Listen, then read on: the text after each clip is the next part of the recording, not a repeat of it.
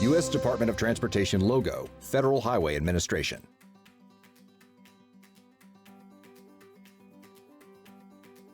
FHWA responsibilities under NEPA assignment are assigned through a Memorandum of Understanding between FHWA and the state.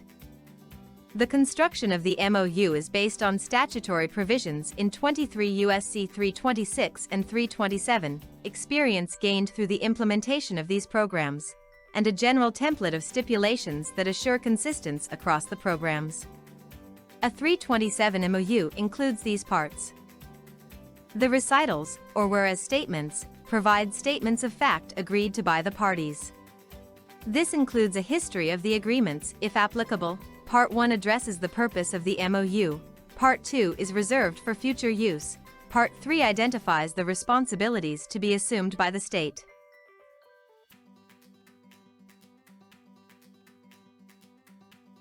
Part 4 addresses certifications and acceptance of jurisdiction. Part 5 covers applicability of federal law, Part 6 addresses litigation, and Part 7 covers involvement with other agencies. Part 8 covers how FHWA will be involved, or not. Part 9 addresses how assigned responsibilities might be withdrawn from the MOU. Part 10 identifies performance measures and addresses how the state will administer its responsibilities.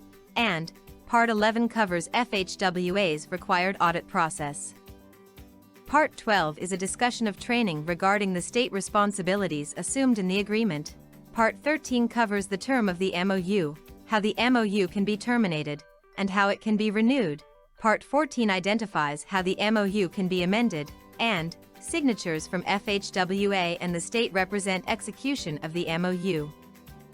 23 U.S.C. 327 G requires FHWA to conduct audits of any state entering the NEPA assignment program. These are conducted annually during each of the first 4 years of the state's participation in the program. The audit process covers 6 core areas of analysis. The Program Management Core Area covers the overall administration of the program. It includes aspects such as decision-making processes, financial and staffing resources, and consultation with other agencies.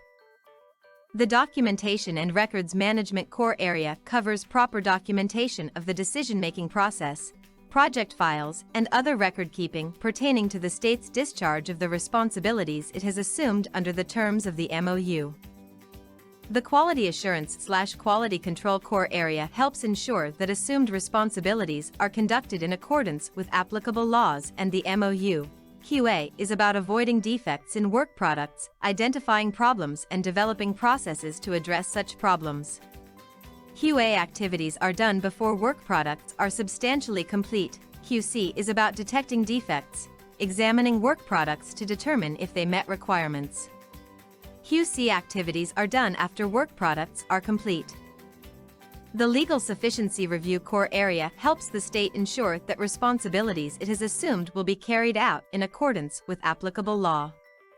The state must follow FHWA regulations, which require a legal sufficiency review for all final environmental impact statements and for individual Section 4(f) approvals. The Training Core Area helps ensure the state will maintain adequate organizational and staff capacity, including the use of competent and qualified consultants when necessary or desirable.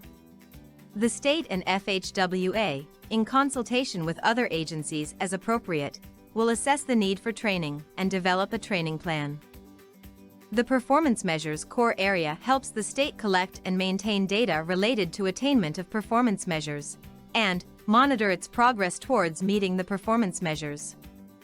4 performance measures are typically identified in the MOU: compliance with NEPA, FHWA's NEPA regulations, and other federal environmental laws and regulations, QA/QC for NEPA decisions, relationships with agencies and the public, and increased efficiencies and timeliness for completion of the NEPA process.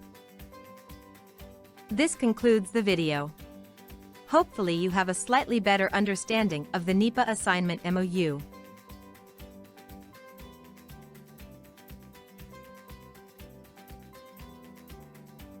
Learn more at www.fhwa.dot.gov. Follow the Federal Highway Administration on Facebook, Instagram, Flickr, LinkedIn, Twitter, and YouTube. The U.S. government does not endorse products or manufacturers. Trademarks or manufacturers' names appear in this video because they are considered essential to the objective of the video. They are included for informational purposes only and are not intended to reflect a preference, approval, or endorsement of any one product or entity. Except for any statutes and regulations cited, the contents of this video do not have the force and effect of law and are not meant to bind the public in any way. This video is intended only to provide information to the public regarding existing requirements under the law or agency's policies.